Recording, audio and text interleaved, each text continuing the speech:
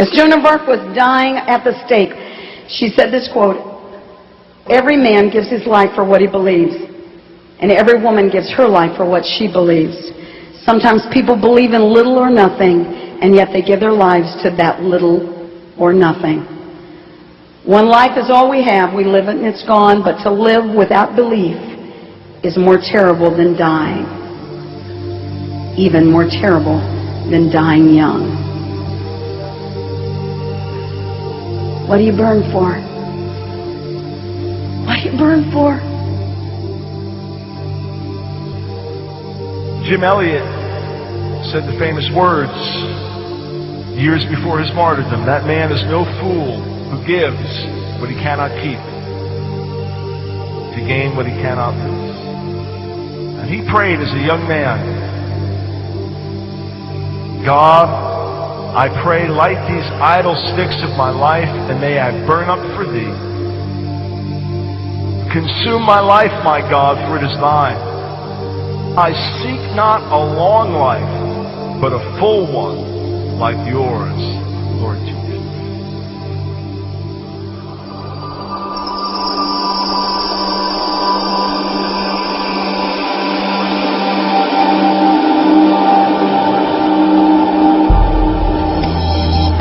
Nate Saint, along with Jim Elliot and 3 others, American missionaries, were all martyred by the Auca Indians, 1956 in Ecuador. It was only after many years that Steve Saint, Nate's son, Nate was the pilot, found out all the details of what had happened. The killing of his father and the others.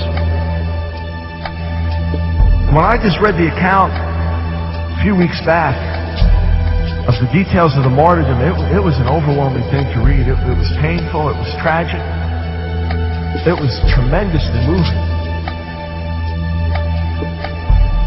One of the men, the last one, instead of running into the jungle where he could have easily gotten away, he just waded out into the water and in his broken dialect said, "Why are you killing us? We're not hurting you," and waited there until they came and speared him.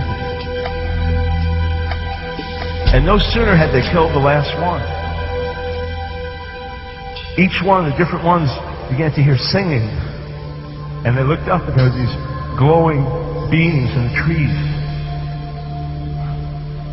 singing and praising God. Then when they were waiting and hiding, waiting for the retaliation, nobody came to kill them. They began to realize something's different about these people. That's why they were so open to the gospel when it came back. It's an extraordinary story. Listen to what Nate Saint wrote years earlier. People who do not know the Lord ask why in the world we waste our lives as missionaries.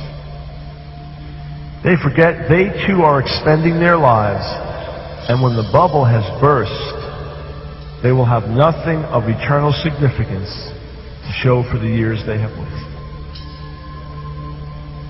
Everybody's bubble is going to burst. Every one of us, at the end of our lives, it's all gone. Then what?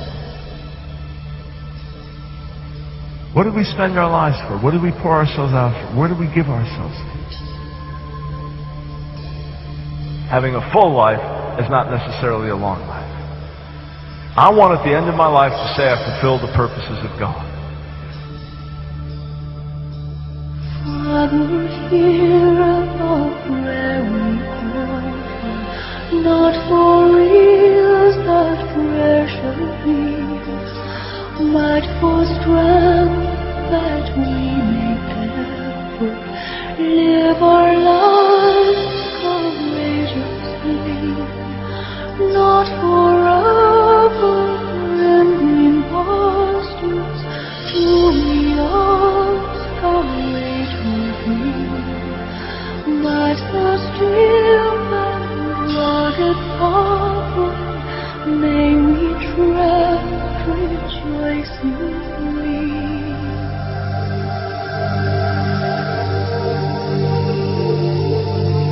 What's it going to be like for you if one day when you die and you make it to heaven, you made it in, and on that final day, you look around and there's that table you've heard all about, and it's time for the marriage supper of the Lamb. And angels are gathering around and they're placing everybody in their proper seats. They say, come here. This is where you're to seat at the marriage supper. And you sit down and you don't recognize anybody around you, but they're all former Christians, all on fire, people that got saved sometime in their life and they made it in. And across from you, a little girl, and you look at her. You say, hi, what's your name? And she says, Rebecca. You say, Rebecca, where are you from? She says, Rome. And you say, Rebecca, would you talk to me just for a few minutes of how you got here?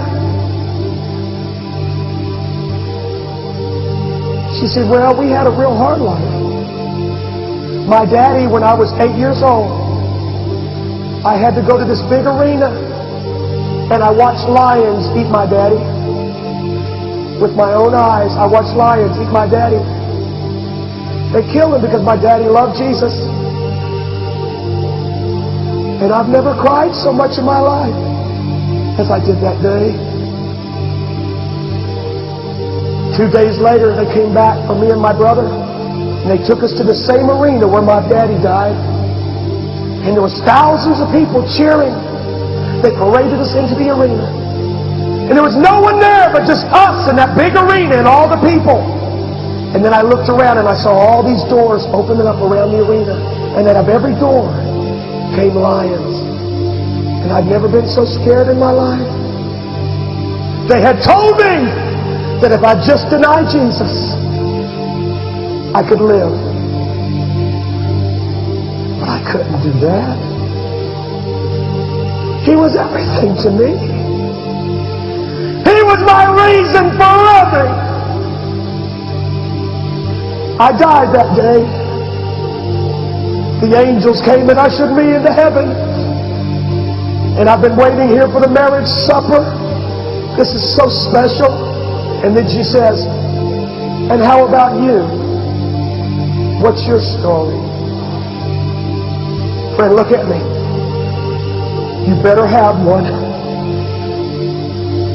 You better have one. You better be able to say something.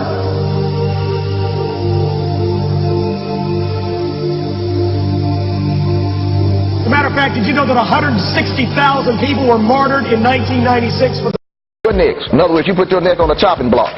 You came against me, the God of the universe. Okay, you want to contend with me? Let's see who's got the power. It's no longer going to be a stealth behind-the-scenes warfare.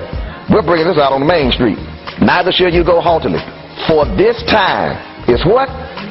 This time is evil. Stop kidding yourself. This is the evil day. This is the day of demonstration, and everybody that's been playing with God is come upon you. And now it's on open display. And we're about to engage it openly. No longer will we be playing around. No more Christian code words and praise the Lord and jumping around in church and all this other stuff. Now we have to deal with the powers of darkness right out here in the open. It's real.